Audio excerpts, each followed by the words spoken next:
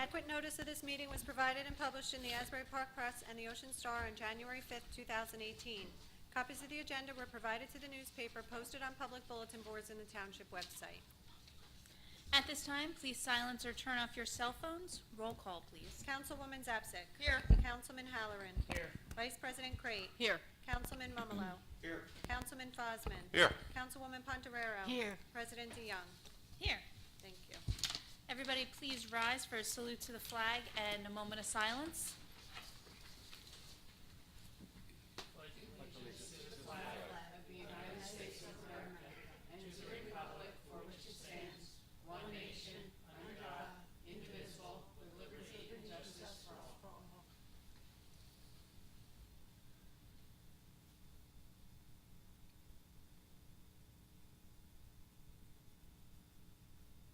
Please be seated.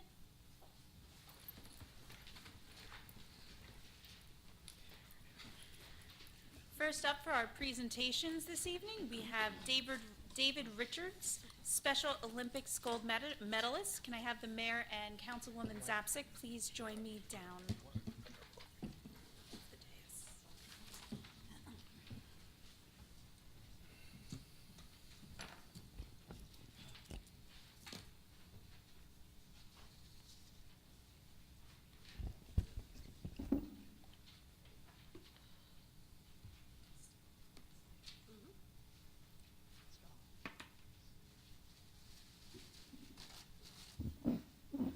The New Jersey Special Olympics Summer Sports Festival was held on June 8th through the 10th of 2018 at the College of New Jersey, and Brick Township Memorial High School student David Richards earned 2 gold medals and 1 bronze medal in the swimming competitions.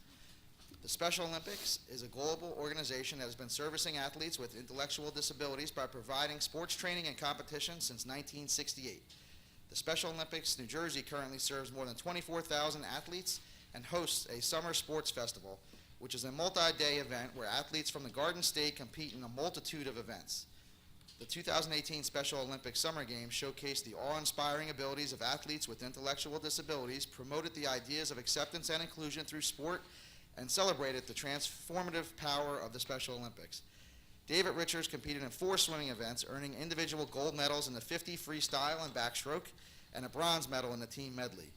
David is no newcomer to these games, with this being his 8th time competing and excelling in the Special Olympics, and he has collected more than 50 medals.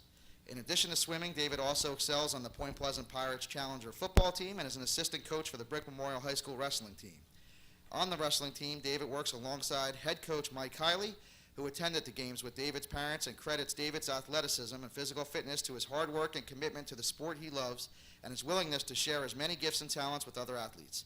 For all of these reasons, I, John G. Ducey, the mayor of the Township of Brick in the County of Ocean in the state of New Jersey, do hereby proclaim tomorrow, Wednesday, June 27, 2018, to be David Richards Day.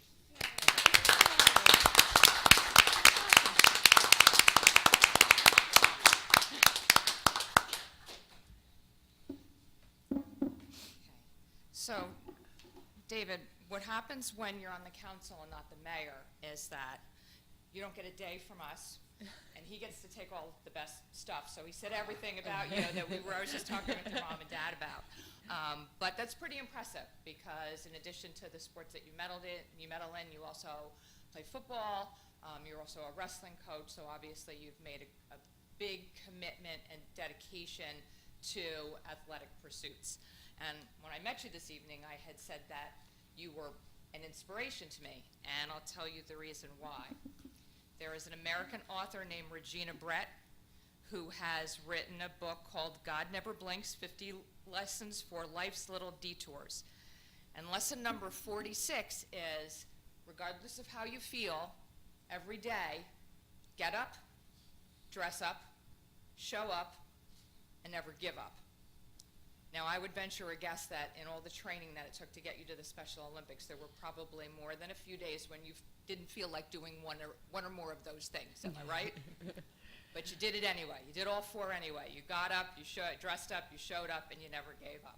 So that is what I find inspiring. You are an example for all of us and for all young people here in Brick Township, and it is my pleasure to award you this lovely certificate on behalf of the council in recognition of your achievements.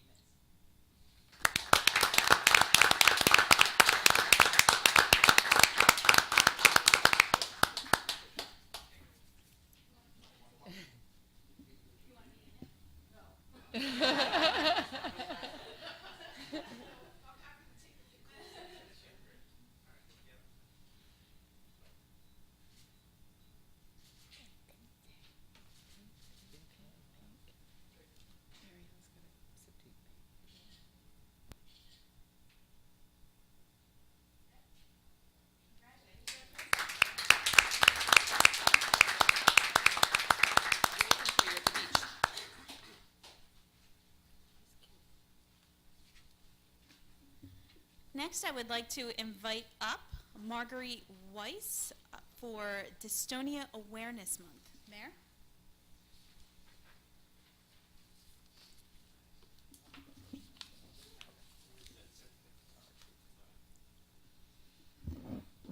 Dystonia Awareness Month is designed to help raise public awareness, understanding, and support for the disorder of dystonia, a neurologic movement disorder similar to Parkinson's disease. It affects approximately 1% of the population, 1/3 of which are children, and recently more and more veterans are being diagnosed with the disease.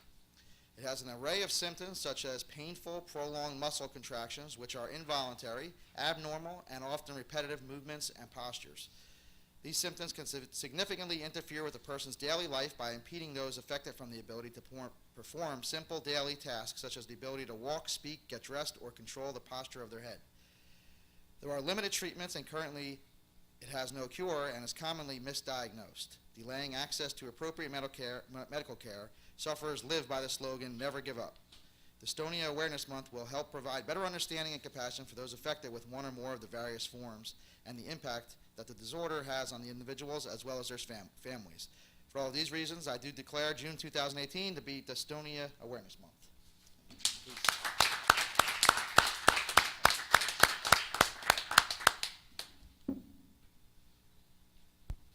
Hi, my name is Marguerite. This is my husband, Gary. There's my mom-in-law, Barbara. Thank you for your love and support.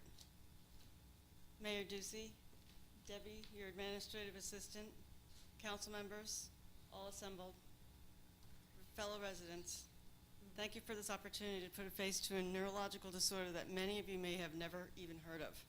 I have dystonia, and I've probably had mild symptoms of this disorder since I was a teenager, only I just dismissed them as normal. I've always had back issues and visited chiropractors and an acupuncturist on and off for many years.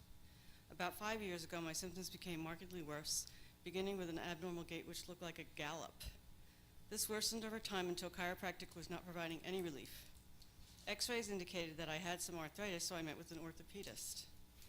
After an MRI, he provided a prescription for physical therapy and tramadol, a pain reliever. No improvement. Next, he administered a cortisone shot in my lower back. On the next visit, we discussed the lack of positive results, and he prescribed a second round of physical therapy and gently asked how I felt about coping with my arthritis at this level of quality of life. Upon leaving the office, he asked, "Why are you walking like that?"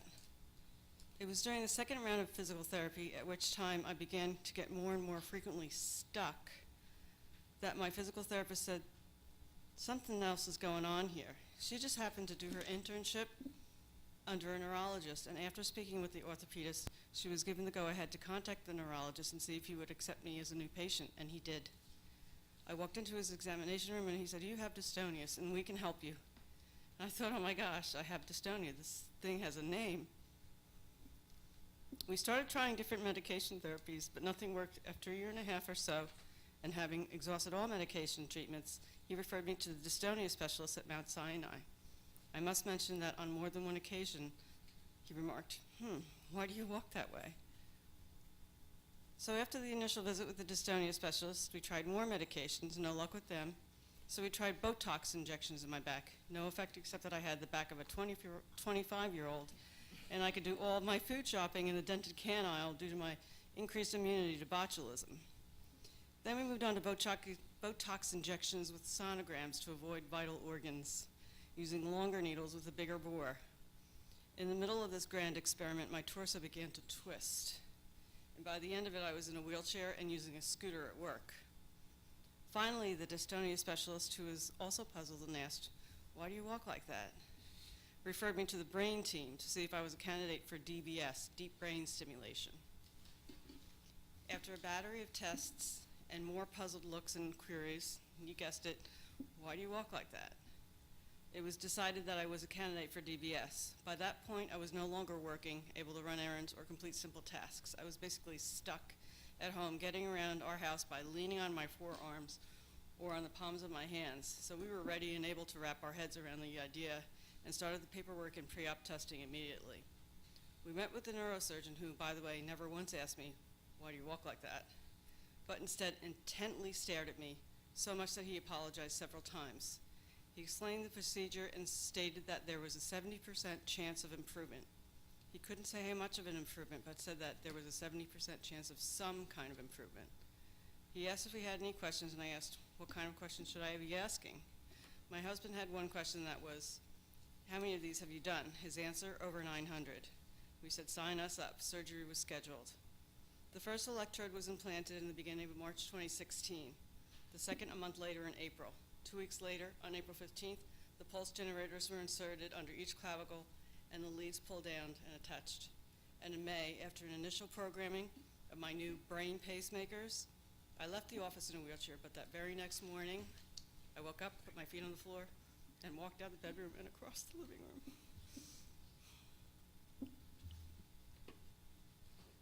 It's been a long journey, and I'm still trekking along, sometimes struggling, but on my own 2 feet. It's been 2 years, and I still have plenty of battery power left. When the batteries in my pulse generators is depleted, I will need to have them replaced, which requires surgery. I think if I continue at this rate, with occasional tune-ups, they should last another 2 to 3 years. I must say that through this whole experience, I never gave up hope. DBS greatly improved my quality of life. In fact, it gave me my life back. Mine is a success story, but for other folks with dystonia, their journeys are far more difficult.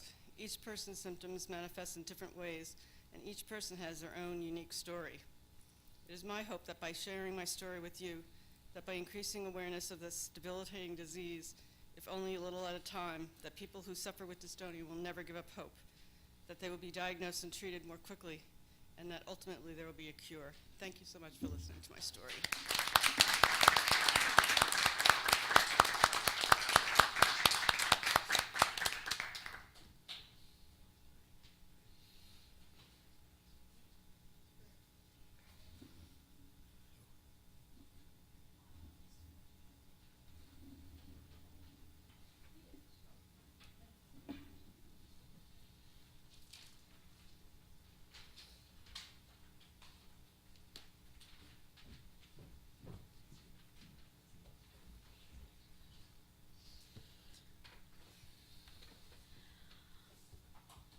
Our next presentation this evening is Ted Musellin from ProChamps, who will be speaking about the property register development. Ted? Good evening. Those are some tough acts to follow, I think, to that. I'm here from Community Champions to talk about our ProChamps program, which addresses blighted and abandoned and foreclosed properties in communities. I'm going to talk just for a couple minutes and explain the basics of the program and the background, and then I'd much prefer to do question and answer, if that's okay with you, just because you don't want to really hear me ramble that long, I'm sure. The problems we're talking about are pretty common, unfortunately, everywhere. New Jersey and Florida were particularly badly hit back in 07 and 08, but no community in America escaped the issues with increased foreclosures, increased abandoned properties, and all the ills that come with that, whether it's refuse or taking care of properties, whether it's swimming pools that are left to become dens for mosquitoes, whether it's break-ins and vandalism and all the issues that come with that. And unfortunately, code enforcement officers are left with without a lot of ways to handle those properties. They can't enter the property and do the work themselves. It's private property. You wouldn't want them to do that. And if there's no there as far as an owner, if someone has truly abandoned that or it's been foreclosed or it's an REO and owned by the bank, it's really tough getting a hold of someone. And time again, I've talked to code enforcement officers who've been forced to become Sherlock Holmes, some sort of legal secretary, chasing down which deed was recorded where and what mortgage at what time and who sold what mortgage to what hedge fund and then repackaged it and sold it. They're getting turned around and sent in different directions, in some cases given false phone numbers, and there's no there as far as who to speak to. So back in 08, our company was founded by two Army veterans to address this issue. Both had worked in the mortgage industry. The program is really pretty simple at its heart. Legislation needs to be passed requiring that any bank foreclosing in your community has to register that property. Our company, if awarded the contract to handle that registration, researches all the properties. We have a proprietary system that pulls data from a bunch of different sources and comes up with a master list and tracks new foreclosures as they come on through the courts. We contact every single bank and let them know of their need and requirement to register that property. We then have a website that, I'm not the tech guy from the company, but I'm told our website talks really well to the bank's websites, and information is synced in such a way that your code enforcement officers can then log in to an individual site that's created for you, look up all these problem properties, tell right away what banks are responsible. If the bank has done its requirement under the law, all the information should be there. There's buttons they can click to talk right to the responsible parties from the bank. If the bank has yet to register or we have yet to track them down, there's buttons to signal our team, kind of redouble our efforts and focus and track down those properties. Part of the legislation requires, pursuant to that registration, a small fee be charged. We share in that fee with you, so we collect the funds for you, and every month we remit to you a check for the remainder minus our fee. So there is no upfront cost, no cost out of pocket, nothing that will affect your budget. In the history of our company, we have never accepted a check from a community. We only write them. You now have code enforcement officers who are hopefully able to spend their time enforcing the code out in the community, looking at problem properties, talking with constituents, rather than tearing their hair out trying to play legal secretary chasing down a deed. We are in almost 300 communities nationwide. We just passed 70 communities here in New Jersey. We don't have any yet in Ocean County, so you would be our first in the county. And I commend your mayor on his efforts to bring us here. And we look forward to hopefully working with you on this program. So at that time, I'll stop blabbing and happy to answer any questions you might have. Questions from council? Yes, I have a question. Sure. The fee you're going to charge for that, on that house, how much is that? So we charge $100 per registration. And what does the town get? It's whatever, the remainder of whatever you set the fee at. So usually we recommend anywhere from $300 to $500. $500 is what Fannie and Freddie usually pay. A lot of the federal housing in their handbooks. We recommend not going higher than that because then we feel like it's more of a tax than it is a fee. It needs to cover the cost of the program. So we would keep 100 and you would keep the remainder. So if you charge 500, you would get 400 per house and we would get 100. Just, Councilman Fosman, you adopted an ordinance. I know that. I'm just asking him, though, so the public knows. Oh, I just wanted to point out, there was a fee in the ordinance, and the fee is 500. the 500 2 times per year that the bank pays. That's All right. correct. I just want to get it out in the public, so the public So hears it we from don't him. charge any money up front to create the site, to do the research, to track down these properties, to call the banks. We sort of bet on our relationship with you that the money will come in and it'll be a profitable venture And for us. every over time. 6 months you redo it again, right? Yeah, now the reason for that is because we used to be an annual program. Like I said, we've been doing this for almost 10 years. And what we found is the banks only do what you make them do. And so we started getting 11-month-old data. And what I mean by that is at the 12-month mark, when we said, hey, the annual registration is due, then the banks whined and complained and kicked and screamed, but we eventually got them to register. In the meantime, as you might imagine, things potentially go wrong with that property. And so code enforcement officers are coming to us saying, hey, it's great, you got this bank to register 6 months ago, but they sold it, or they packaged it, or they bundled it, as they do multiple times a year often, and they didn't re-register it. And even though the law says that, we don't necessarily have a way of knowing it unless it's recorded. And so what we found is that, yeah, we'll still track them down, and now we'll get them to re-register it again, but now there's this delay, and that code enforcement officer is waiting for us to find the new bank and track it down, and meanwhile, the constituent is saying, there's this ugly house on my block, or there's this problem with an animal, or you're dragging down property values and trying to sell my house, or all the litany of problems you see. So we found that 6 months, that setting that fee reasonably, some communities want to go way higher, we push against that pretty hard. Keeping the fee reasonable, but doing it every 6 months forces the worst case, you have couple-month-old data rather than 11-month-old data. And I understand the banks do sell these houses off at times, and it's hard. Then you have to go refine who has it then. Yeah, now hopefully they sell it eventually to someone who's going to use it. Yes. And put it into use, but it's when they're selling it amongst themselves, one hedge fund to another bank, Yeah. to another That's tranche your of the job to capital. find that. It is, yes, sir, Yes. and I think we're pretty good at it, but we need to know to look for it, and so the 6-month registration period helps us Very good. know when to track from. Thank you. Sure. About how many properties are there in Brick, do you think? It fluctuates day to day, and there's two different numbers I'm going to give you, so as to be as confusing as possible. So there's about 1,300 to 1,500 active foreclosures. So those are foreclosures that something has been filed. It's within the last year or two, and we believe we can go after registration right away.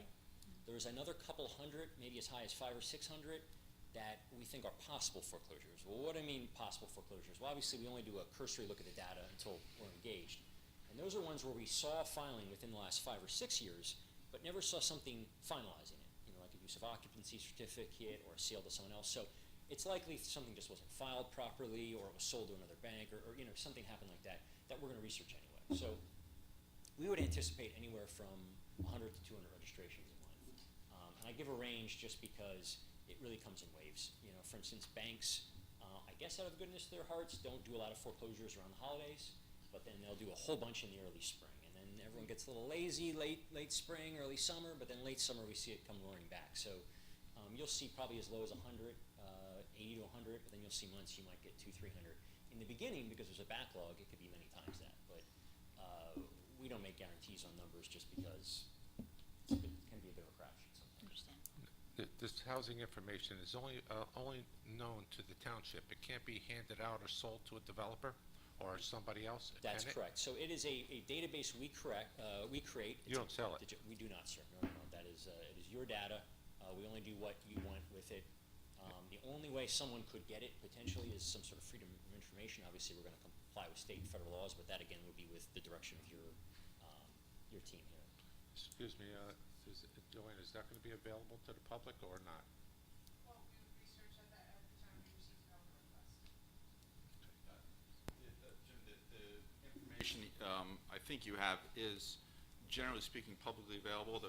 What they do is they collect it in such a way that it's useful for their purposes. If we get an open request, we'll review it. I don't believe that their form of collection is operable, but like I said, the foreclosures itself are people can find them out by looking at public records, outside of what these guys do. What I'm saying is, you said that it's up to the township to release that So information, maybe if they I want to. misspoke. Let me It's up clarify, to the sir. town, right? So You're going to hold you it, can you're do not going with to your sell data it. whatever you'd like. Yes, Yeah, of we course. do whatever we want with the data. Well, we would highly recommend not to, because I don't know that you want a public accessible database with every piece of information about all these citizens' houses and all these banks. I think it would probably recommend against total public use, because it would create a chaos. Well, I just want to make sure a company wasn't going to sell it, make money on No, it. sir. That's okay. But if the town wants to release it, how do we know when this is going to happen, that the town can release it or it can't? Why don't we decide now that it shouldn't be open to the public? It should just be for our records. So- The public records are determined by state law, so it's not something we could say, we're going to say this is confidential and this is not. I think what we do is, if that issue comes up, someone submits a public records request, we have to determine at that time what we have and what's disclosable. Okay, thank So, you. Councilman, the default is to give certain access passwords to the folks who want it in the government, and then it's up to you after that what you want to do with it. So we would not make a decision to Okay. release that information without it. Thank you. Sure. Any other questions from council? I'm going to ask if you could stay up here and we take some questions, if there's any questions from the public. Sure. Anybody from public? Yes. Please come up to the microphone.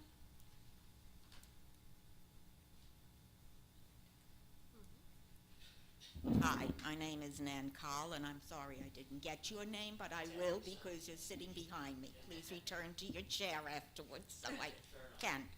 I'm confused about what properties are you registering in the first place, or is the town registering? Are they registering ones that are in foreclosure?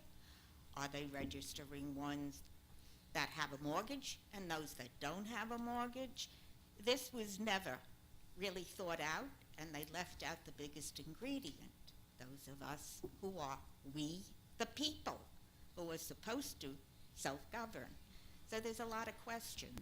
But let's start with what I've said. What properties are going to go on the register? Every property in town? No, ma'am. So it is a foreclosure registry. Oh, sorry. I'll share. And I apologize, I jumped ahead of my presentation. No,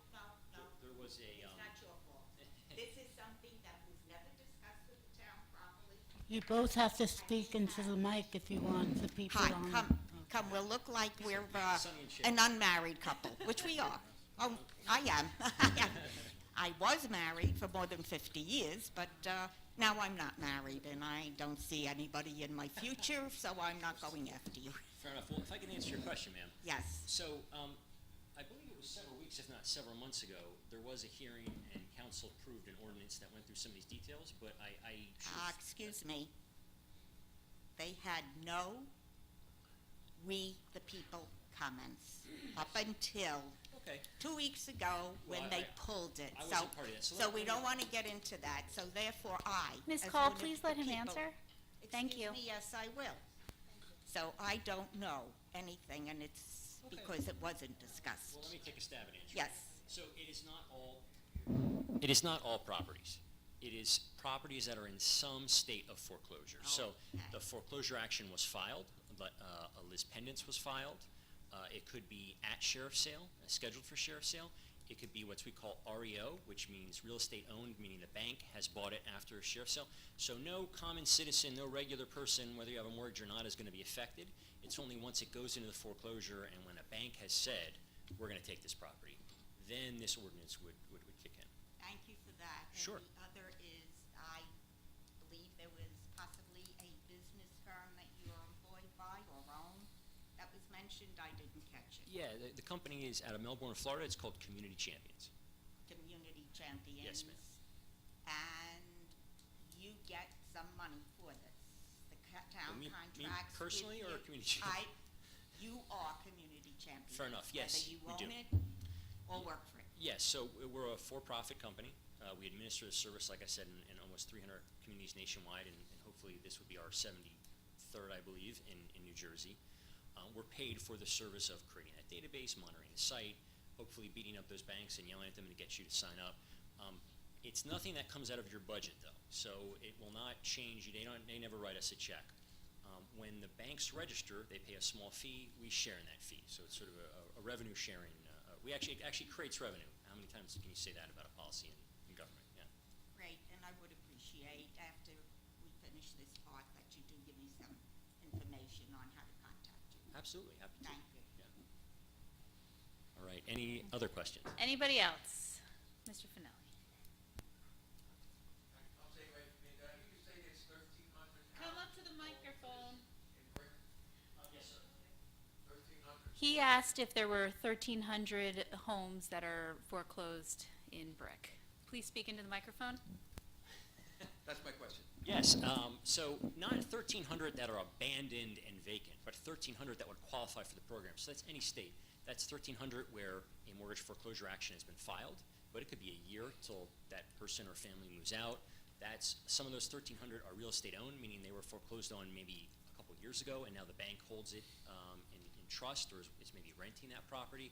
So any of them where it's not a homeowner, not under foreclosure, owning that is potentially registrable. So.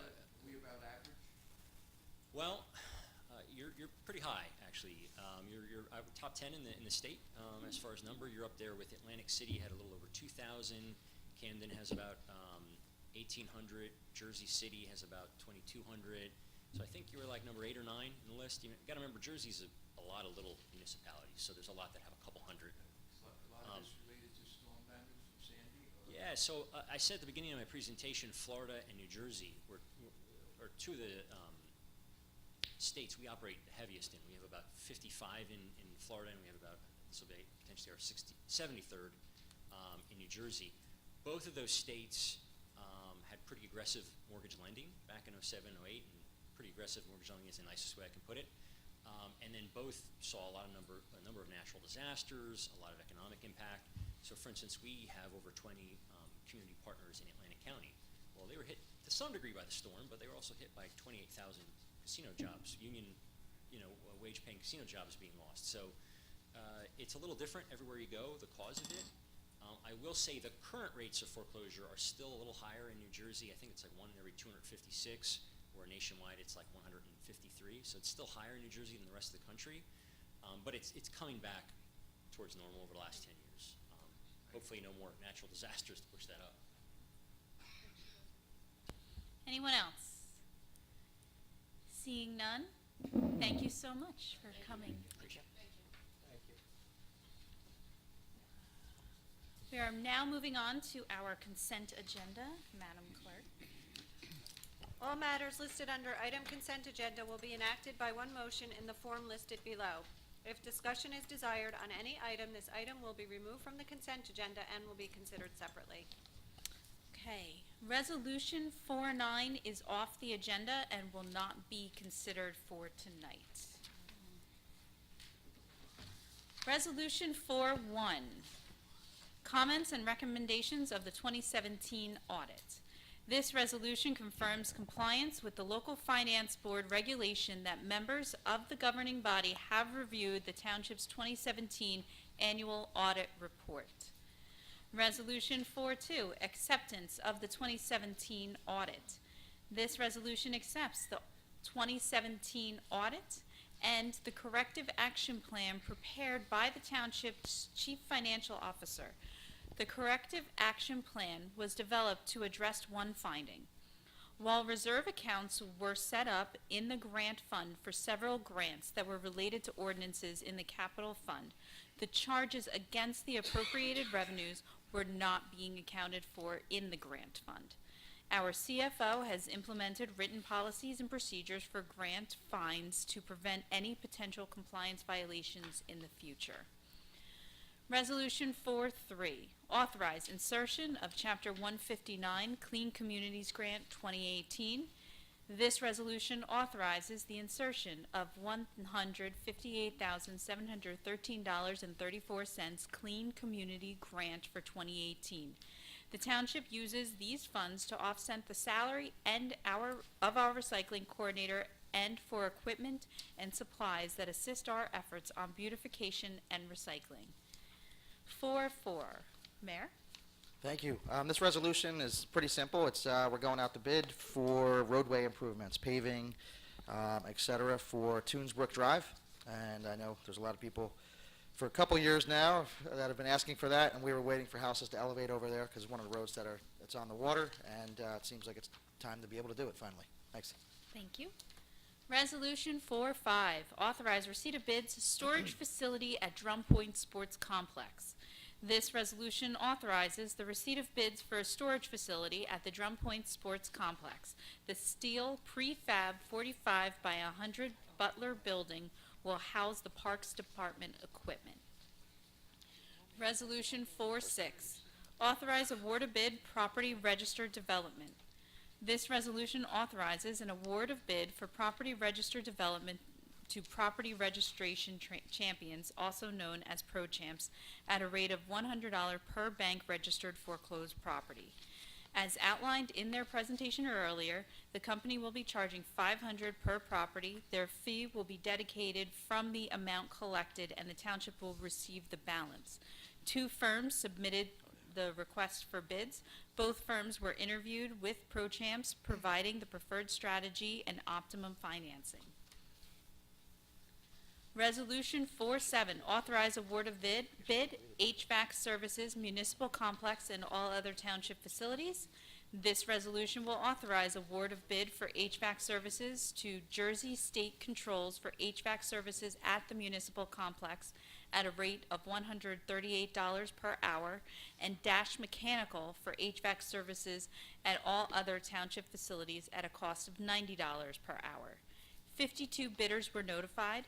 5 bids were received, with Jersey State Controls and Dash Mechanical being the lowest responsible bidders. Resolution 4-8, authorize award of bid roadway improvements to Birchwood Park Phase 2. Mayor. Yes, thank you. This one's a little further along, so this we already went out to bid, and the bids came back. The winning bidder was Earl Asphalt from Farmingdale, and their winning amount was the lowest bid. It was $593,013.13. Notices were mailed out to 64 contractors. 13 of them requested to get a bid package, and then 6 of them submitted bids. And the bids were from, obviously, Earl, because they were the lowest, but there was also Mecco, Fiore, PM, CJ Hess, and Lucas. And they ranged from the $593,1313 that we're awarding all the way up to $779,977.50, which was the highest. And most importantly, people want to hear, what are the roads? Okay, so they are Orangewood Drive, Orangewood Court, Elmwood Drive, Elmwood Court, Elmwood Place, Oakwood Drive, Sprucewood Drive, and Larchwood Drive. Thank you. Thank you. Resolution 49 is off. Resolution 410, authorize change order number 1, final, municipal building reconstruction of west stairs and sidewalk. This resolution authorizes a change order in the contract issued to A-Tech Concrete to be increased by $4,128.50 with a credit adjustment of $1,708.50 for irrigation repairs, increasing the contract amount from $196,400 to $198,820 for a total increase of $2,420. The contractor was able to complete curb repairs while here for the reconstruction of the ramp. That additional work increased the contract amount. Resolution 411, authorize change order number 1 final, roadway improvements to Sweeney Avenue. This resolution authorizes a change order decrease by $49,099.72 to Earl Asphalt for the roadway improvements to Sweeney Avenue contract. During construction, we worked diligently with the contractor to evaluate the storm drains and found that existing systems were in good shape and did not warrant reconstruction, therefore resulting in significant savings. Resolution 412, authorize waiver of the noise ordinance, the shops at Brick parking lot improvements. This resolution authorizes a waiver of the Township noise ordinance at the shops of Brick. The contractor has requested permission to complete milling and paving during off hours June 27th through July 10th. Resolution 413, authorize waiver of the noise ordinance, Brick Memorial High School Marching Band. This resolution authorizes a waiver of the noise ordinance so that the Brick Memorial High School Marching Band can have practices, rehearsals, and performances from June through November 3rd without inadvertently violating the noise ordinance in accordance with the schedule provided by the band director. Resolution 414, authorize 2018-2019 liquor license renewal without restrictions, FRIT. This resolution authorizes a liquor license renewal without restrictions to Frit Leasing and Development Services for the period of July 1st through June 20th, 2019. Resolution 415, authorize 2018-2019 retail consumption liquor license renewal with restrictions, Frit. This resolution authorizes a liquor license renewal with restrictions to Frit Leasing and Development Services for the period of July 1st through July 30th or June 30th, 2019. The restrictions require the business to operate as a family restaurant with at least 150 seats and a bar area of no more than 20 seats. Resolution 416, authorize amendments to special events permit, Chamber of Commerce. This resolution authorizes an amendment to the special events permit for the Chamber of Commerce for the Fried and Furious event that has been rescheduled from June 2nd to June 30th at the PAL on Drum Point Road. The event will be held from 10 a.m. to 3 p.m.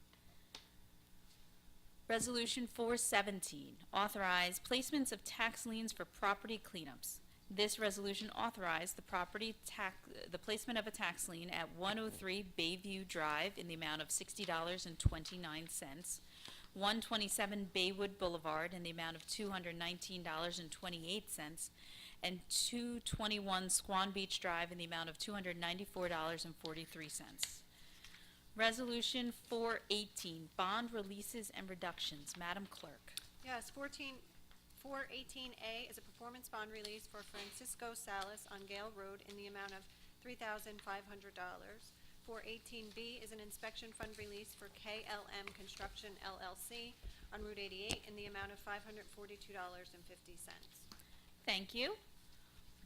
419, tax collector.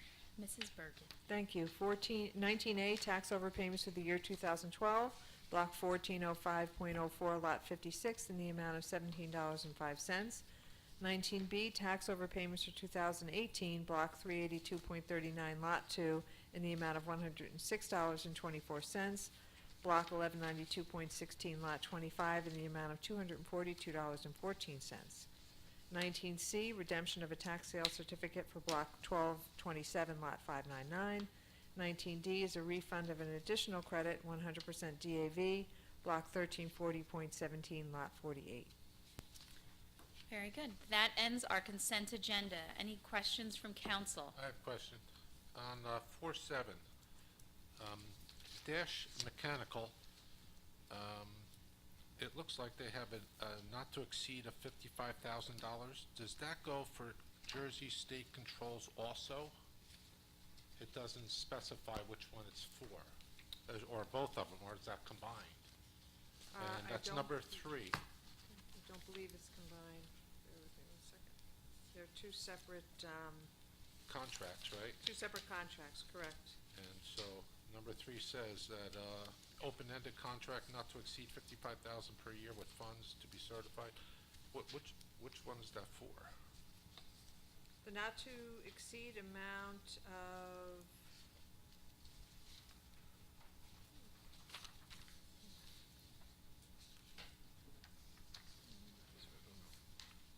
yeah, I'd have to double check on that. I'd have to double check on that rather than hold everybody up. Okay, I didn't, I just noticed that. And, I noticed we paid $68,000 in the last 2 years for, Jersey State Controls, because they did all the new equipment in the building. But, you know, it's odd, because even in our bills here, we have over a $3,000 bill for more mechanical work. If we replaced all our equipment here, why are we repairing more stuff?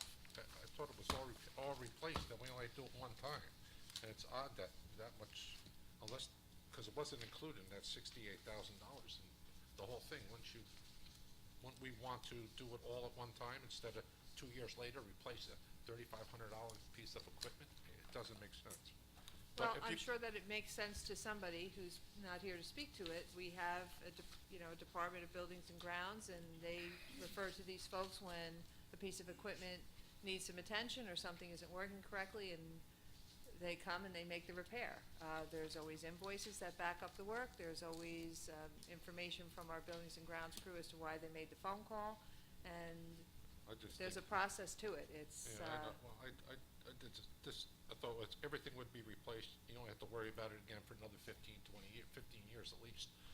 Again, we're and putting more sometimes it money in. works that way, and sometimes it doesn't. We call the repairman when we need things to be repaired. All right, so what are we gonna do with this? How are we gonna find out if there's a not to exceed, or will that be added on later, or do we have to redo this? I don't think we have to Resolution? redo this. It's an appointment based on an hourly rate, and we have a budget for that amount, so I don't see a need to redo it, and I would certainly clarify back tomorrow with the council what the not to exceed amount is. I don't Okay, know that because the that's particularly relevant. $68,000 we spent in 2 years, I don't wanna, we have, the 55 is for Mr. Dash Mechanical, it looks like.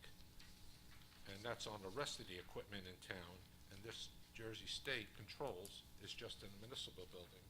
Right. And I just don't want him to say, oh, well, there's another $30,000 we need, that's all.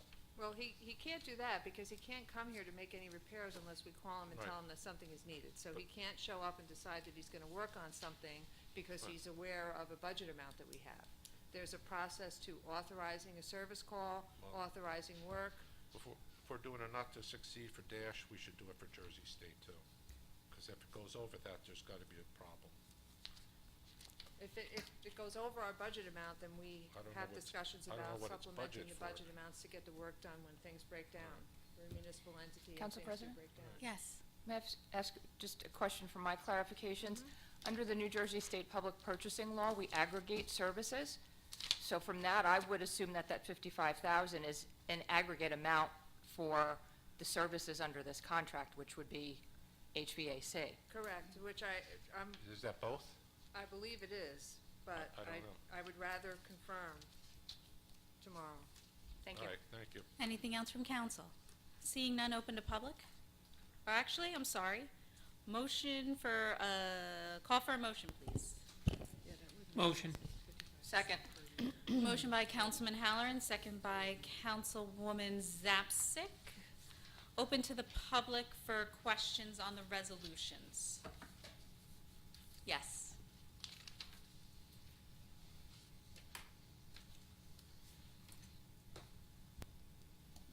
I would gather, even though, as I told you 2 weeks ago, I don't have eyes in the back of my head, but so few people are here, it must be me you were indicating. I have a few. Nan Carl, 18 Greenbrier Boulevard. And I'm going to backtrack because brain is old, so the most recent, Mr. Fosman's comments. I totally think that this is something we don't have, as it says, a caucus meeting. That usually takes place before. So nothing was made known to any of us, and perhaps, once again, Mr. Fosman didn't have complete details before tonight, as he should. And the not to exceed, it may all have been explained, but it should have been explained long before this, so that not only he, but all of us knew, and that they hadn't made their minds up there until we all know. The other question that I actually had from the beginning is, what is FRIT, It is the name of the company. and what does that stand for, and where is it? That's And what is it's it? Brick Plaza. It's at Brick Plaza.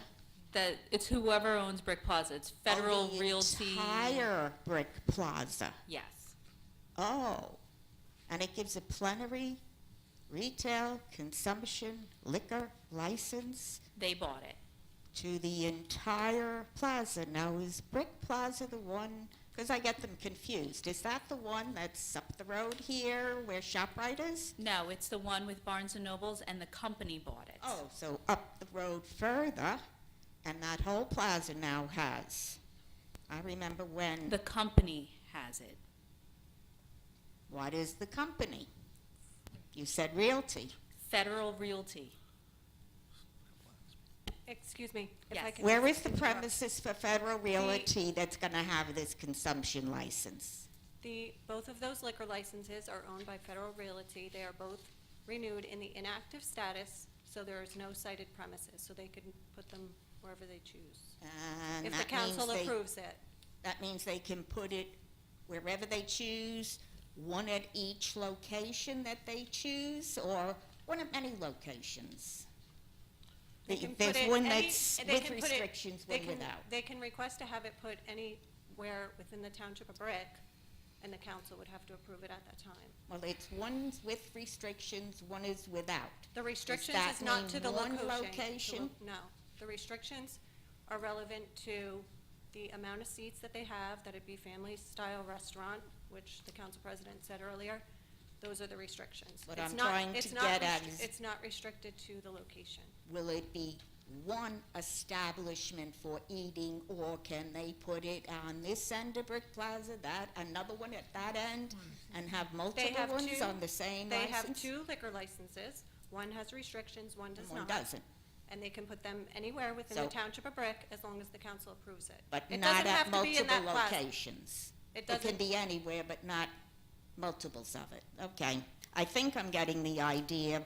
Years ago, at the caucus meetings, this would all have been thrashed out a week ahead. The noise ordinance, which one is that now? Not the marching band. Number The 12. shops at the parking lot. Now, the shops at the parking lot, It's where Big Lots is, across from Kentwood Apartments. oh, okay, near my home. That's the only thing that is.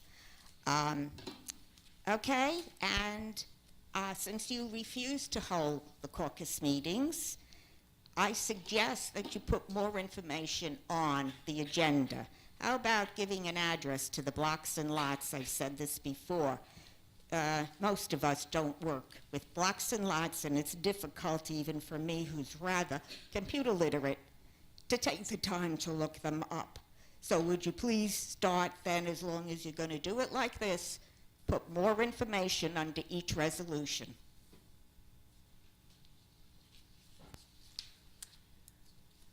Anybody else? Seeing none? Council President, Yes. I just had a chance to look through the backup, so it is an aggregate amount of, per year, 55,000. And if you add the two vendors and what, services we've spent to date, it comes to below 100,000, so we're tight with what we've spent previously. Very good, thank you. You're welcome. Close public, roll call, please. Councilwoman Zapsik. Yes. Councilman Halloran. Yes. Vice President Crate. Yes. Councilman Mumalo. Yes. Councilman Fosman. Yes. Councilwoman Pontarero. Yes. President DeYoung. Yes. Thank you. Moving on to 420, Bill Resolution, Computer 2018. Madam Clerk. Be it resolved by the Township Council, the Township of Brick, that the following bills be paid, and that the mayor and the clerk be and are hereby authorized to draw orders on the treasurer for the amounts of the same. Computer bill resolution in the amount of $3,322,211.67. Any questions from council? Yes, I do have questions.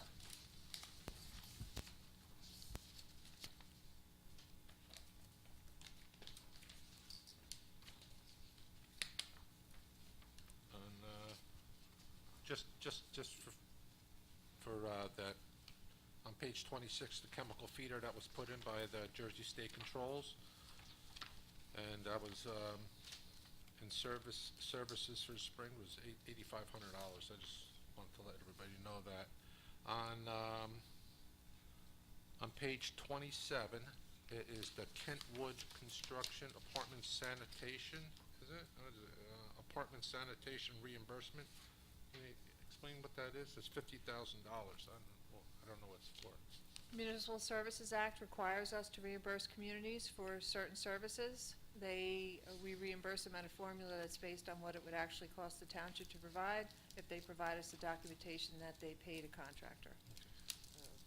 Sanitation collection is one of those services. Okay, that's right.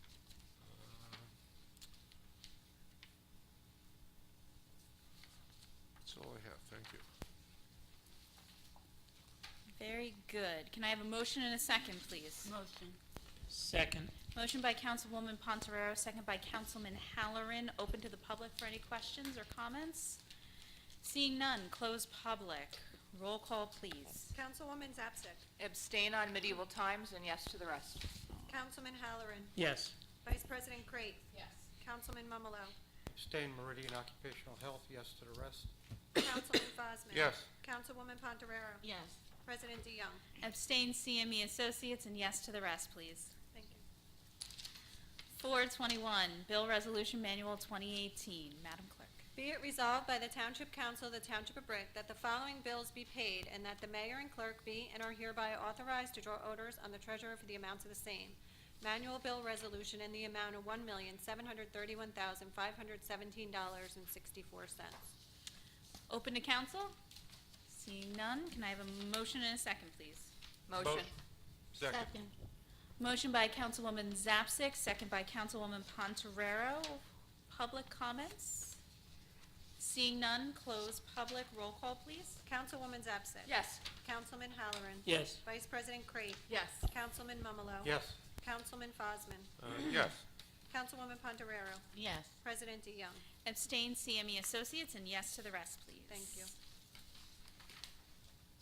Public comments. Please note that each person addressing the council during any section of the meeting during which public comment is permitted shall limit his or her remarks to 5 minutes pursuant to Brick Township Administrative Code, Section 2-33B.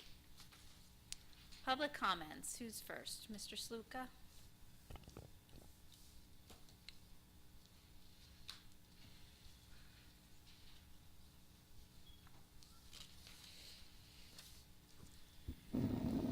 Good evening. I'm going to read my letter, obviously. Dated June 19th. Dear Mayor Ducey, Council President Heather DeYoung, and all the councilmen and councilwomen here today. A 14-foot pollution, noise, and safety wall is needed in Evergreen Woods Complex, Briar Mill Complex, Primrose Gardens, and other areas in Brick. Of course, a wall is not a cure-all for the destruction caused by the New Jersey Turnpike Authority, but just maybe it might curtail some of the ill effects brought by those commissioners from their illegal and deadly destruction of the environmental surroundings in the Garden State Parkway. As many pray day after day for some relief for their loved ones now infirmed or subject to a lifelong disorder that was caused at least in part by the toxins flowing off the land adjacent to the Garden State Parkway. Study after study has been brought before the council and the mayor explaining the impacts of the tiny particles of the deadly pollutants being forced into the lungs of mothers-to-be, senior citizens, and children at bus stops in Brick Township. One study in particular spoke of the unhealthy impact of those vehicular toxins flowing off the Garden State Parkway in the length of over 3 football fields. 3 football fields, 300 yards, 1/5 of a mile, subjecting thousands to the toxins without concerns for the citizens. Just a quick reference to who might be at risk in 3 football fields. If you work, play, live, or do anything, actually go to school, in many of these working communities of Brick and Ocean County, you're subject to the New Jersey Turnpike Authority's reign of terror. If your children attend schools in various areas, including Brick Township High School, Warren Wolf School, Lanes Mill, Ocean County Vocational, and possibly even at Herbertsville and Brick Memorial, they are at risk from these automotive pollutants. If your child plays in areas such as Pinewood Park Soccer Complex, Bernie Cook Park, Bowling Little League Field, they are at risk to the higher incidence of autism and other lung diseases, and asthma and other lung diseases. If you live in areas such as Evergreen Woods, Lions Head, Sutton Village, Greenbrier, Birchwood Park, Redwood Village, Primrose Gardens, and various other streets surrounding the Garden State Parkway, you're at risk to an early onset of COPD, heart attacks, and other lung ailments. If you work in areas near the Garden State Parkway's pollution, such as Town Hall and the library, you're at risk. According to thousands of studies, the ill effect of those tiny particulates being sent through the airways to your lungs may very well cause a tougher, bedridden life and premature death. If you live more than a half mile away from the Garden State Parkway, you may not be subjected to the extended periods of COPD and early death, but as a resident and citizen, the illegal action of the Turnpike Authority impacts you as well. Property values may decrease in the impacted areas, causing higher taxes to us all. Medical facilities may be filled faster and waiting lines longer to see a doctor because the caseloads associated with these toxins of the Garden State Parkway. Disease could spread as you mingle in stores, work on recreational facilities with those physically impacted by the toxins in the air. Of course, we understand that doing nothing is easy and taking action is difficult. But with the increased risk of autism, asthma, COPD, premature death, can anyone just sit on their hands and be quiet? The time for action is now. Legal action is necessary. The easy way is not always the best way for our elected officials and their appointees, so they need to stand up and speak out for the lives of the Brick residents and basically all the Shore communities. One other thing, that's the end of my letter, but one other thing, I'm glad Ms. Collier got up because I had no idea what a frit was either. I think I used that word myself a couple times. And then the other one was the question I had, which maybe you could answer sometime. Requests for bids was sent out to 538 people or something like that. How do we send it out? Email? Yeah? I just wanted to, I said, well, seems like a lot of sending out. Okay, thank you. I yield back 22 seconds. Thank you. Yes. Am I correct to pre-Zoom? Since I done the Zoom, and you are entertaining me once again? Yes. Oh, okay, thank you, as if you didn't know my name. Nan Carl, 18 Greenbrier Boulevard. And finally, 2 weeks later, I'm allowed to rebut or respond to the insulting comments that were made, inappropriate comments, 2 weeks ago. I am not going to read my letter. I am going to give a copy right now to Councilwoman Pontorero, actually a copy of 2. However, there are people who may already have read it on my Facebook, word for word. Please give it to Jen, our council secretary. I will give it to the woman who gave me the letter from Antonio. Thank That you. is back for Antonio. That is for you. Thank you.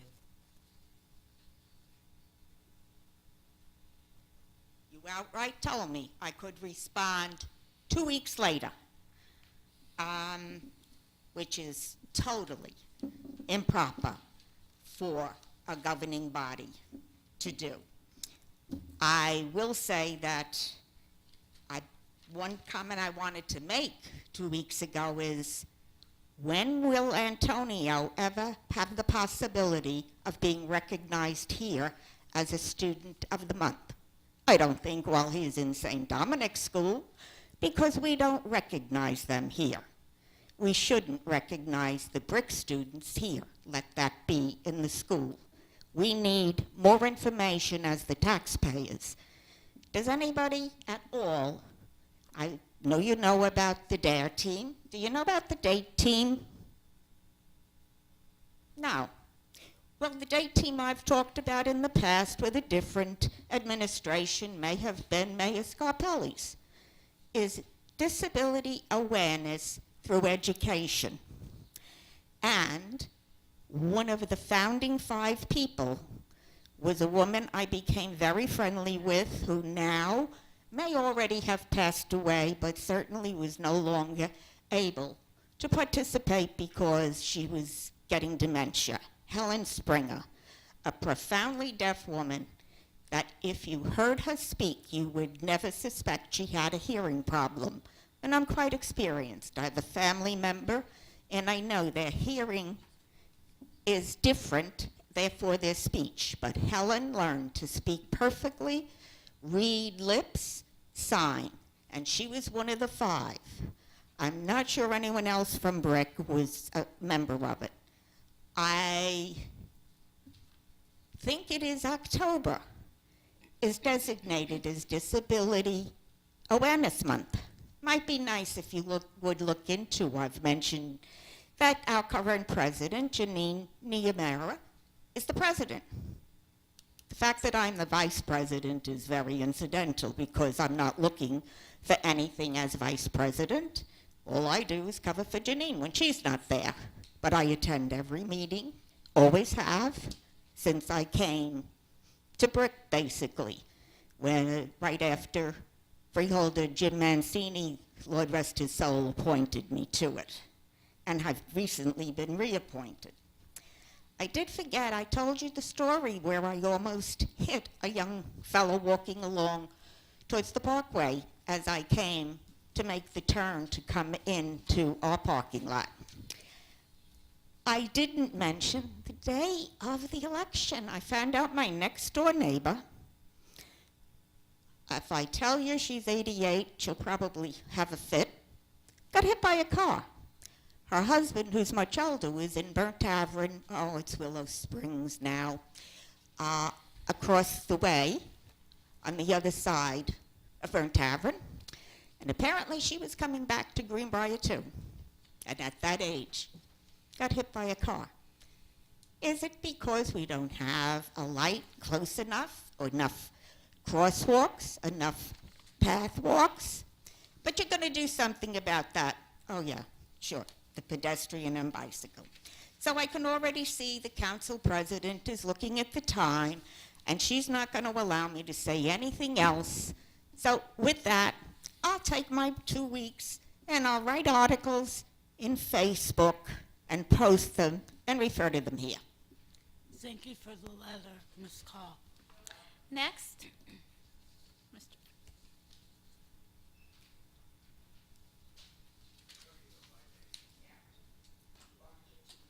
You have no one behind you.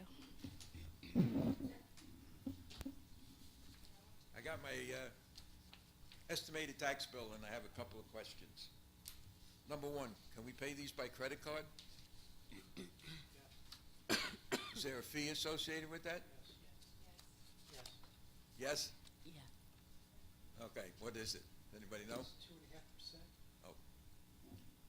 That's why I don't pay my MUA bill by credit card. Don't hold me to that 2.5%. I know there's a percentage. There's a fee. Okay.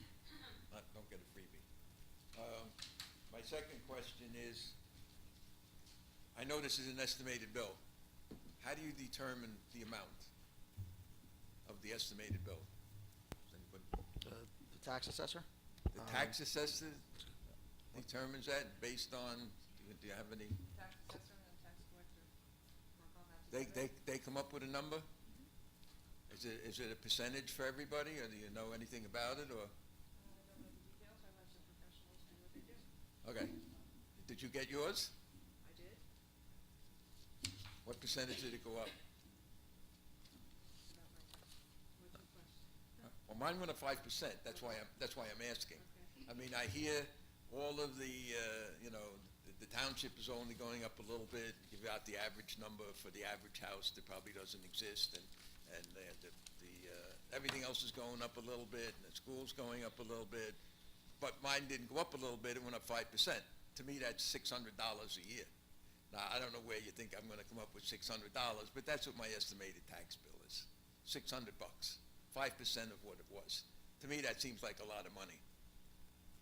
5%. I mean, I don't know, but you don't know, so I guess I'll have to wait. When are we going to get the bill that tells me all the information on the tax bill? Who went up what? When all of the numbers associated with your tax bill are finalized. State, State county, budget. school. Our part's done, we have to wait for the numbers to come from the other agencies. So you know how much the municipal's going up, but what don't you know? The school? Don't believe we have the state figures in yet. Yeah, the state figures include aid to the school. And to the township? We have our grants and everything estimated because they come out in advance, but So you know how much you're getting from the state? No, we don't. We just said we don't have the final numbers from the state. Well, you just told me yours was done. Our municipal local tax rate is done, our municipal portion. So then what are you waiting from the state? We're waiting for the state to set their tax rate, set the state's portion of their, the taxes you pay to the state. And that determines how much the state is going to give you? You lost me here. I'm a pretty intelligent guy, but you lost me. Right, we're set with the information that we need from the state to set our tax rate. It doesn't mean that they have set the state, their portion of the tax rate, and that's the number that we're waiting for. We're waiting for the state. The bottom line answer is, when all of the agencies that are part of your tax bill have certified their rate and provided that to us, you'll have a final tax bill. Nothing on my tax bill says what I'm paying to the state. I pay state income tax. I don't pay state real estate tax. When all the agencies that are part of our tax bill finalize their numbers, that's when we will get final tax. Part of the problem we have, the municipality collects taxes, but we collect it for other entities, the school, the county, fire. So we are, to some extent, beholden to them to determine what we actually have to raise by taxes. Not what we, meaning the municipality, has to raise, but what going to be raised by property taxes, which has several components to it. One of the components, I know the state still hasn't adopted a budget, so there's still uncertainty on that level.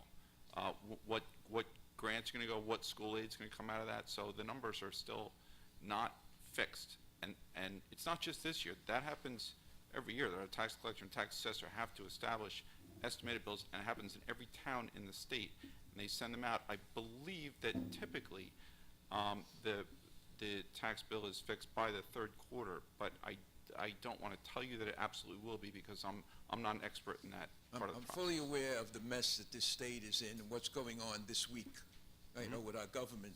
Right. About, So my question was originally, when am I gonna know, me personally, what my taxes are this year? And I was looking for some kind of answer, and all I got was, well, when everybody else has theirs done, we have ours done, but they don't have theirs. So what I'm trying to clarify is, you know how much you're going to tax me this year as a municipality. I don't care about the library, I don't care about the fire district. I'm gonna say I don't care about the school, but I don't mean that. I mean, right now, you know what you're going to tax me, or is you still waiting for information from the state? We know ours with pretty good certainty. It is the other entities we're waiting on, and this is, like I said, this is not something that this year, even though the state may be delayed, this is not something that is new this year. Every year, there's an estimated tax bill, and every year we have to wait, and every year it gets confirmed later in the year. You're asking when. The answer is, we can't tell you it's going to be on you know, September 15th, we're going to know. I can just tell you that typically in the third quarter and certainly by the fourth quarter, we'd know. You'll know, I mean, if you ask the tax collection tax assessor, they'll tell you as soon as they do know. But we can't sitting here today give you the day. Okay. Where am I going with this, all right? You're telling me that you know, but the other people don't know. So my question is, how do you know how much money you're getting from the state, and the school district doesn't know how much money they're I getting from shouldn't the say, state? I'd say we're pretty confident just based on how we think that it's going to go. We don't have, do we have confirmation yet from the state? No, we're not waiting, I'm not waiting on grants or anything, so Okay. we know. I read an article in the newspaper here, July 18th, I don't know if anybody here read it, and it's all about the state treasurer and what she's saying about the condition of the state. So we are in a mess right now, and we can't even get, and I don't even want to pick out political parties, but all the players are in the same political party, and they can't agree on a budget. All right, they can't agree. We're 4 days away from shutting down the state government, right? Now, I also read a letter that the mayor wrote to the governor saying, veto the budget, don't approve it, don't stop it, all right?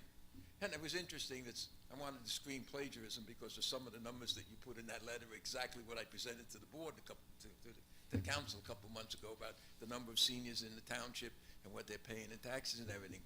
But you're telling the governor to veto the budget. It's a whole. It's not a it's a S2. It's a bill that Senator Sweeney passed, Senate Bill 2, and that's taking away $22 million worth of school aid from our students here in Brick Township. Yeah. And I'm asking him to veto that bill. Yes. That bill is part of the budget.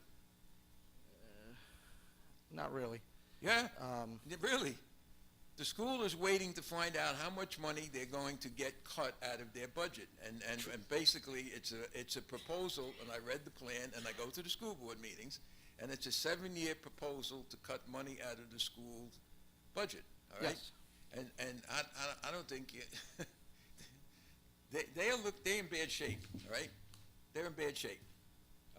New Jersey cash flow is a problem already caused by the state treasurer to freeze hiring. She uses things like massive imbalance in the state budget, draconian cuts. We are now at the perfect storm, and she mentions in here at least 4 or 5 times that all the income taxes collected from the state go to tax relief, right? And basically they're saying, and I guess you can't argue with it, that whatever money goes back to the municipality means you have to theoretically charge us less taxes, and whatever money goes back to the school district, that's less taxes that they have to charge us too. They're going to cut $22 million out of the school district. What makes you think they're not going to do the same thing to you in a couple of years? Because right now, they don't have any money. They're broke, and all their revenue plans stink. Right? They can't agree on what's going on. We're going to make drug money, and we're going to do this, and we're going to have off-track betting and all this other stuff to do that. But right now, it's a mess. We got 3 or 4 days before the government shuts down, right? State government. We'll still be going. State government. Yes. Yeah, the state government. Well, yeah, yeah. Well, that includes a lot of the things that we get. So that's why I'm concerned about, the budget and where we're going. And you're fighting for the school district, and I really don't know if you understand what's going on in the school district right now. All right? Fighting for the taxpayers because I don't want them to pay $22 million more. Well, I understand that. And when I did my presentation about the senior citizens here and everything, I didn't get much of a reaction from you people when I talked about Social Security and the taxes and increases in the municipal budget and everything else. Those 18,000 people that are over 60. Well, I didn't get much reaction, but I guess you thought it was more important than that. I understand that, but we're talking about the taxes here. I asked the question when we're going to get it. We don't know. You're telling the governor right now to don't pass the budget, which is going to push everything back I'm even asking further. to veto a bill. Veto a bill. Well, Yes. the bill is part of the budget. That's what the whole argument's It's about. not. It's not. It It's a impacts bill. the budget, but it's not part of the budget. It's not. It's a 7-year plan. And part of that budget right now is in year 1, where they're going to cut the money. It's effective, but it's not. He didn't ask the governor to veto the budget. vetoing a bill. It's a bill, you want him to pass the bill, and then we lose 22 million? I'm surprised to hear that out of you. It's good for him to veto it. I don't want to pay any more taxes than. So write him a letter and have him veto it. What's going on, right? Veto the bill, you people Yeah. can't agree upon what it is, you're doing, and I'm saying it's going to end up on the taxpayers' back right now, because they have no money, so where are they gonna go? If they cut the money from the school district, where does that go? That falls on the taxpayers, all right? That's why you No. need to veto the bill. Yeah, well. Exactly, we agree. Do you wa- do you watch, We're saying the same do thing. you watch the school board meetings on, when they come out? No, not unless there's a reason to. I mean, No. if there's an issue that I need to be up on, yeah, I would. Oh, yeah, there's a lot of issues you should be up on. I did a presentation at the last school board meeting, all right? And I was hoping everybody saw it, because what I talked about is enrollment. I've been going there for the last 10 years and talking about, you need to cut the budget, you need to cut the budget, you need to cut the budget, because you're down students, you're way down students, all right? And if you look at what Sweeney wants to put in his bill, he wants to go after Brick and Tom's River. Why does he want to go after them? Because of enrollment, all right? Don't make a face, that's what he said. That's what he said. I read the bill, I understand it, and that's what I've been fighting with them for 10 years. Your enrollment is down 25%, right? And when the presentation that I give is some kind of same stuff I do here, right? I'll give you an example. They went down 1,500 students in the last 10 years. They approved the amount of teachers last meeting, that's why I brought it up. The amount of teachers that they had comes out to 10.1 students per teacher, but when they went down students, they lost one teacher for every 44 students that they had. Not one teacher for every 10, but one teacher for 44. They're over about 120 teachers right now, and instead of decreasing administrators, they went up administrators. Instead of going down, they went up. So they got their own problems they got to fix over there. But everything is going to fall on the back of the taxpayers, right? And all I want to know is how much am I going to have to end up paying for that? And, I got to pay the amount of money that you say in my taxes, but I guess I have to go to the tax assessor and figure out how they did that, because none of you people know how they did that, how they come up with a 5%. We don't know, but there's a formula they use. They don't just pull the number out of the air for the estimated tax bills. And as I said, every town in the state has to do the same thing, go through that same exercise, and then fix the tax bills later in the year. It's the way that the process goes. If you want to know how they do it, I'm sure they'd be more than happy to tell you. It's beyond my knowledge. Well, I guess I'll have to do that. But in the past years, when I got an estimated tax bill, I can tell you it didn't go up 5%. It didn't go up, $600 a year. And I don't have a big house. I have a 2,100 square foot, 3-bedroom house. Where it's located is a different story, but that's still a lot of money. So if you're really worried about the taxpayers in Brick, start looking at that. One other thing, you were planning on going to the school board meeting this week? Huh? Actually, It was you're canceled. 2 changes behind. All right? It changed 3 times in 2 days. It was it was tonight, then it was canceled, and now it's back to Thursday at 4 o'clock. I am concerned about taxes just like you are. In fact, I'm more concerned about taxes than you are. Can't be more concerned. Huh? You can't be more concerned. Well, That's all I think of almost every day. I am, because I have to pay it and I have no control. I have to pay it too. We all do. I have to pay it as well. I don't get Yeah, exemption yeah, by yeah, doing but that. you tell me how much I have to pay, you tell me how much my house is worth. That's right? why it's a large responsibility that I have to undergo, and that's why it weighs on my mind every single day, yes. More so than the person that has to pay it, yes. Okay, so what's the alternative to, I'll get off the thing in 2 seconds. If you veto that bill, what would you like to see? As the mayor of this township, what would you like to see happen? As the mayor of the township, I would like that $22 million reintroduced to our school budget and not taken away from our kids and not having our taxpayers pay more. Okay, So they should fully fund the school formula, and we wouldn't be losing that money. We're losing it because of adjustment need, but they're not giving us the full fund of the funding formula anyway. okay, so if I was Senator Sweeney and I said to you, okay, but here's the thing. Your school district went down 25% students in the last 6 years. Why should I continue to give you the same amount of money? What would your response be? response would be, it's not fair to our taxpayers to increase this. We're down $309 million worth of ratables. We have seniors that are on fixed incomes, and it's not fair that you're putting that burden on our township residents. Okay. Regardless of what your student enrollment went down. I can't clone myself and be in charge of that budget as well. I have my municipal budget that I have to worry about, and I worry about our taxpayers, and the fact that our taxpayers have to pay more if a senator who lives in Gloucester County, that his towns down there are gonna get more money, and we're gonna get less. Okay. Thank you, Mr. Finelli. Next, yes.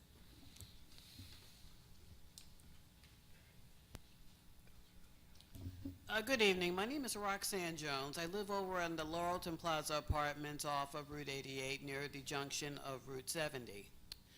I am also a member of the Osborneville Baptist Church located on Drum Point Road. My reason why I'm here is because, well, we would like to have our events be able to be placed on a local TV channel, like all other community events. Like, for example, our Harvest Festival, which is open to the public. Now, we realize that we can't preach, and we're not trying to preach. All we want to do is let the public know what our events are. It is up to the public to decide whether Joe Q Public wants to go to the event or not. You can talk to our public information officer, Ed Maroney. He'll be in tomorrow. You can, He's off. or he's off? This Okay. week. Have you Sorry. asked and someone has denied you that request? May I ask? Well, I'm not sure about that. I know, I'll have to get back with that, but apparently it's not a denial, something that's a rule or something. Okay, well, I'll check into that. I'll give you my card and I'll give you a call, because that's away this week, but I'll check into it tomorrow. Okay, thank you very much. You're welcome. And also, one other thing, I too am concerned about the possible loss in aid by the budget that's proposed by our governor.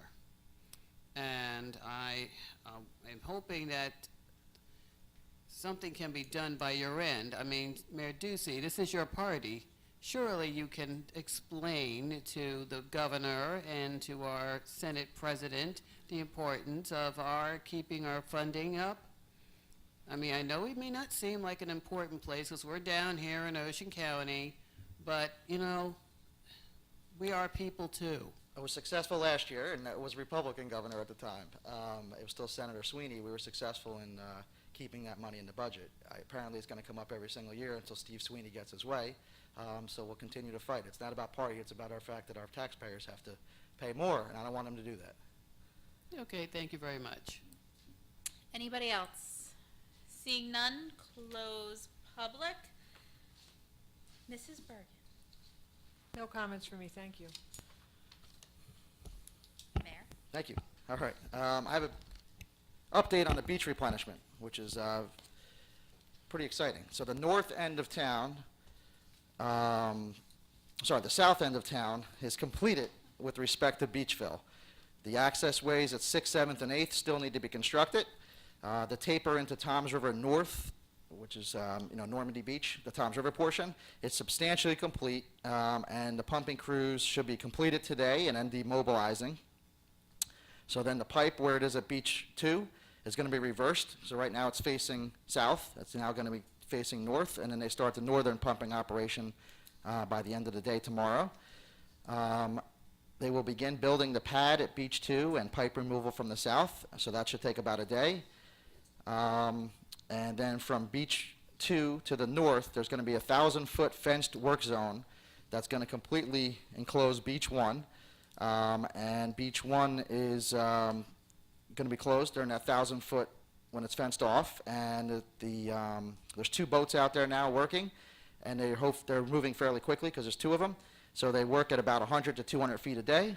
So you do the math. Obviously, it's going to be 5 days or so that 1,000-foot fenced will include Brick Beach 1. So I want everybody to be aware. Obviously, 2 and 3 are open, but 1's going to be closed for a period of time, just as 3 was closed for a period of time, and 2 will be closed for a period of time. The anticipated completion date for us in Brick Township is August 16th. And it seems like every week or two it gets backed up about 3 days. So probably the real one is going to be around September 7th or so, because it looks like it's about 3 days that it gets delayed every single week. So, but right now it's August 16th. I also wanted to let you know about there's a PBA Fallen Officers Monument fundraiser that's taking place on Friday, June 29th, this Friday from 2 o'clock to 8 o'clock p.m. at Beacon 70. It's to help our PBA raise money in order to build a monument for any fallen officers that we have here in Brick Township, have had here in Brick Township.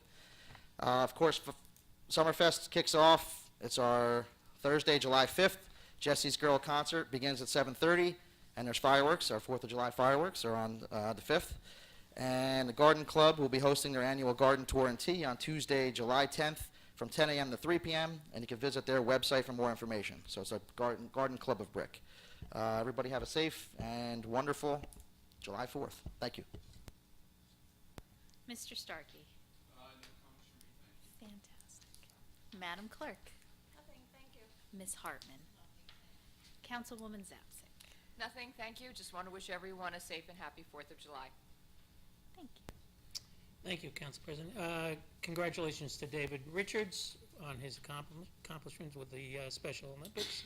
And I hope everybody has a safe 4th of July. Enjoy yourselves and don't eat too many hamburgers. Thank you. Council Vice President. I have nothing, thank you. Councilman Mumolo. I'd like to congratulate David Richards for his Special Olympics gold medalist. Great job. Hope everyone comes out to our Summerfest. Hopefully we don't get rain like we've had every other rainy days this summer. And have a safe 4th of July. Thank you. Councilman Fosman. Thank you. I'd just like to congratulate David Richards. That was quite an accomplishment he did with the gold medal. And I'd just like to say they did a nice job on the sidewalks outside. They came out really nice, and the walk there. And the marching band, I'm glad they're playing again. I can hear them every evening at my house, but I used to be in the marching band myself, and I know it takes a lot of time, practice to get on the field and to win the champions like they are. Just to remind everybody, use your reusable shopping bags. I know they're looking to pass an ordinance in the State House, or a law in the State House, to the single-stream plastic bags. I believe it's on Governor Murphy's desk to do that. So use your shopping bags. We've been handing them out at the farmer's market. We've been at Stop and Shop before, so please do that. And I'd just like to say I went to Neighborhood Watch at Eagles Point and Venata Woods. They combined together for a Neighborhood Watch. Police did it. I was speaking there, and police did a nice demonstration. They had 2 dogs there, a Labrador to sniff out drugs, and they put it around, and the dog went around and found it and everything. And another police dog was there just to. They did demonstration when it attacks somebody, and so it was really interesting. There was about 50 people there at that Neighborhood Watch, and they were all asking questions on various different things. And also they had the police boat stop by. So that was nice. It was brought it up to the dock and let the people see the boat, and they asked all kinds of questions. It was very informative. It must have been there a couple hours, but it was a really good demonstration. And it's great to get out there and to speak with the community, get the people involved. That's what the Neighborhood Watch does. It gets people involved. It's all over the town. It's unbelievable how it expanded and went ahead. And the police really do a good job with that. And like tonight, there was a Neighborhood Watch at the Chambers Bridge residence. Unfortunately, we have the council meeting. I asked them to try to move it so I can go to them, but unfortunately, sometimes it's on a council night, and that's the way it happens. I'm just curious about Summerfest. I know our buses start at 5.